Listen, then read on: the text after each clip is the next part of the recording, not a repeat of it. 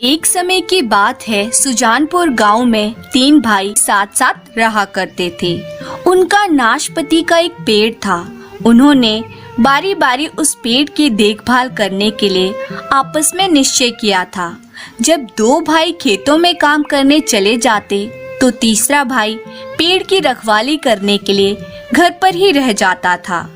वह ये देखता रहता कि कोई भी किसी प्रकार पेड़ को हानि ना पहुंचा सके और ना ही कोई चोरी से नाशपाती तोड़ ले। एक बार उन तीनों भाइयों की परीक्षा लेने के लिए स्वर्ग से एक दूत आया। भिखारी के रूप में वह नाशपाती के पेड़ के निकट गया। उस दिन सबसे बड़ा भाई पेड़ की रखवाली कर रहा था। वह भिखारी हाथ फैलाकर बोला, बाबा, ईश्वर के नाम पर एक पक्की नाशपाती दे दो। सबसे बड़े भाई ने उसे एक नाशपाती दे दी और कहा, ये मेरे हिस्से की नाशपाती है, इसलिए मैं तुम्हें दे रहा हूँ। अन्य नाशपातियाँ मेरे भाइयों के हिस्से की है। दूत ने उसे धन्यवाद दिया और चला गया। दूसरे दिन दूसरा भाई पेड़ की देखभाल कर रहा था। उस दिन भी दूत भिखारी के रूप में आया और एक पकी नाशपाती की भीख मांगने लगा। दूसरे भाई ने कहा, यह लो, यह नाशपाती मेरे हिस्से की है, परंतु मैं और नहीं दे सकता क्योंकि ये मेरे भाइयों के हिस्से की है। दूत दूसरे भाई को भी धन्यवाद देकर चला गया। तीसरे दिन जब दूत सबसे छोटे भाई के पास आया तो उसने भी अपने बड़े भाइयों की भांति उत्तर दिया। अगले दिन प्रातः काल दूत साधु के रूप में उन तीनों भाइयों के घर गया। उस समय तक वे सभी घर पर मौजूद थे। साधु ने कहा, बच्चों, मेरे साथ आओ। नाशपाती के पेड़ की रखवाली करने की अपेक्षा मैं तुम्हें अच्छा काम दूंगा। तीनों भाई उसके साथ हो चले। चलते चलते वे दूर एक बड़ी गहरी नदी के किनारे पहुँचे। साधु ने सबसे बड़े भाई से पूछा, बेटा, मांगो, क्या मांगते हो? सबसे बड़े भाई ने कहा, कितना अच्छा होता यदि इस नदी का जल मदिरा में बदल जाए और उसका मालिक मैं बन जाऊं। साधु ने अपनी छड़ी घुमाई और सारी नदी मदिरा हो गई। लोग बड़े बड़े पीपों में मदिरा भर भर कर ले जाने लगे। कुछ देर में ही ऐसा मालूम पड़ने लगा मानो एक बड़ा व्यवसाय हो रहा हो। लोग अपने काम में व्यस्त इधर उधर भाग रहे थे और सबसे बड़े भाई को सम्मान पूर्वक मालिक मालिक कहकर संबोधित कर रहे थे। दूत जो साधु के वेश में था बोला, तुम्हारी इच्छा पूरी हो गई, तुम धनवान हो गए, परंतु गरीबों को मत भूल जाना, उनका हमेशा ध्यान रखना। सबसे बड़े भाई को मदिरा के व्यवसाय में लगाकर साधु दोनों भाइयों के साथ आगे बढ़ चला। वे एक बड़े मैदान में पहुँचे जहाँ बहुत से कबूतर दाना चुग रहे थे। दूत ने दूसरे भाई से कहा, मांगो, तुम क्या मांगते हो? दूसरे भाई ने उत्तर दिया, यदि ये कबूतर बदलकर भेड़ हो जाएं और मैं इनका मालिक बन जाऊं तो इससे सुंदर और क्या होगा। दूत ने पहले की भांति अपनी छड़ी घुमाकर फिर से पहले जैसी रेखाएं बना दी। सहसा पूरा मैदान भेड़ों से भर गया। घर और दालान बन गए। स्त्रियां भेड़ों को दूहने लगी और पनीर बनाने लगी। कुछ लोग बाजार में बेचने के लिए मांस तैयार करने लगे और कुछ उनकी सफाई में लगे हुए थे। वे सभी अपने अपने कार्य में व्यस्त थे और दूसरे भाई को उन्होंने अपना मालिक समझ लिया था। दूत ने कहा, अब तुम्हारी इच्छा पूरी हो गई, तुम सुखी और संपन्न बन गए हो, परंतु निर्धनों का हमेशा ख्याल रखना। तब दूत और सबसे छोटा भाई वहां से चल दिए। कुछ दूर जाने के पश्चात दूत ने कहा, बेटा, तुम भी कुछ मांग लो। सबसे छोटे भाई ने कहा, मुझे केवल एक ही चीज चाहिए और वह है एक धर्मपरायण स्त्री। दूत ने कहा, बेटे, तुमने बड़ी कठिन चीज मांगी है।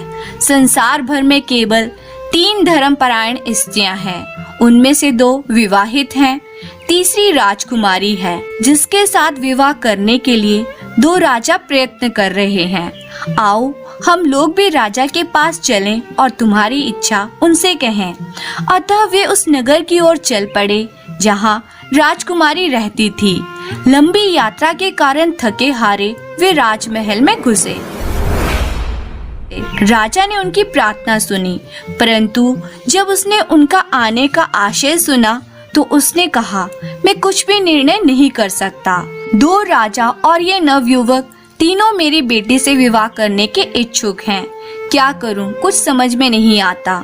दूत ने कहा, ईश्वर ही इसका फैसला करेगा। राजा ने भी कहा, ठीक है, पर कैसे?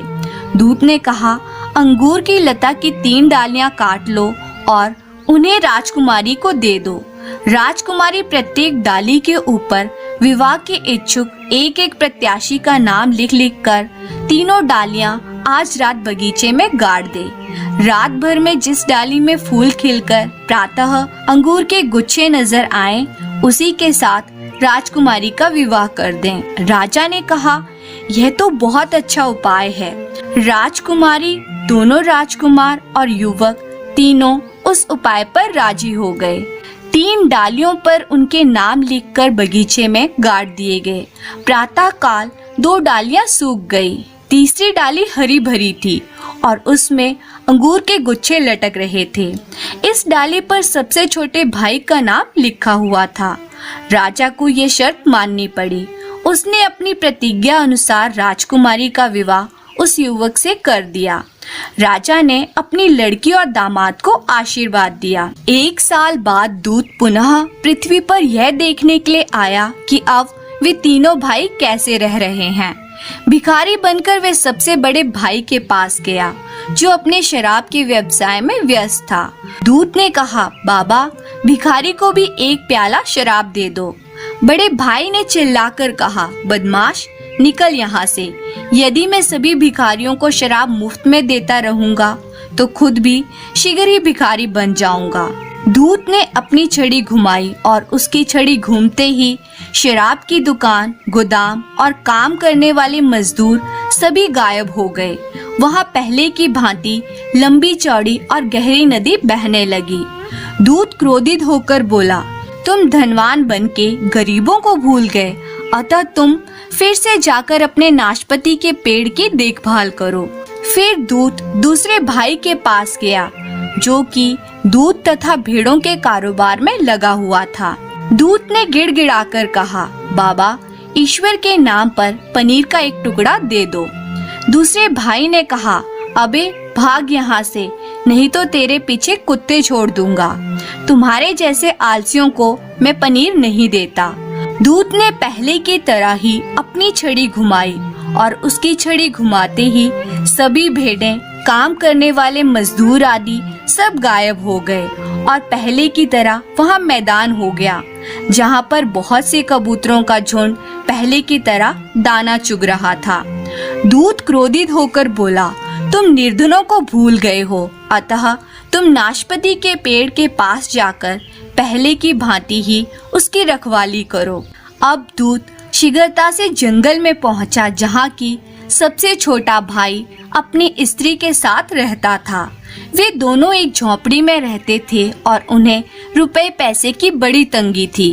दूत, जो कि अब भी भिखारी के वेश में था, उनके निकट आकर बोला, भगवान तुम्हारा भला करे, मुझे खाने को कुछ भोजन और रात के लिए आश्रय मिलेगा। सबसे छोटे भाई ने कहा, हम लोग निर्धन हैं, परंतु आप यहाँ रहें और जो कुछ रूखा सूखा हमारे पास है उससे हम आपकी सेवा करेंगे। पति पत्नी दोनों ने दूत को आग के निकट सर्दी से बचने के लिए स्थान दिया। पत्नी ने रात का भोजन अलग अलग 3 आदमियों के लिए रखा। वे इतने गरीब थे कि उनके पास आटा तक न था। उन्होंने पेड़ों की छाल को कूटकर उसके आटे से रोटियां बनाई थी। उसकी पत्नी शर्म के मारे मरी जा रही थी। उसने कहा, हम लोग बहुत ही लज्जित हैं, आपको खिलाने के लिए हमारे पास आटे की रोटियां भी नहीं हैं। दूत हंसता हुआ बोला, चिंता ना करो। छोटे भाई की पत्नी जब भोजन लेने के लिए रसोई में गई तो देखा कि रोटियां गेहूं के आटे की हो गई हैं। उसके आश्चर्य की सीमा न रही। वह बोली, भगवान तेरी माया विचित्र है। खुशी के मारे उसकी आंखों से आंसू छलक पड़े। वह पास के झरने से एक घड़ा जल ले आई। जब वह प्यालों में जल डालने लगी तो पानी मधुर मदिरा में बदल चुका था। सबसे छोटे भाई को यह देखकर बड़ा आश्चर्य हुआ, परंतु वे बोला कुछ नहीं। दूत उनके सत्कार से खुश होकर बोला, आप लोगों ने गरीबों को नहीं भुलाया, ईश्वर आपका भला करे। और इस तरह दूत ने उन दोनों पति पत्नी को बहुत सा धन दिया, जिसके बाद उनकी गरीबी दूर हो गई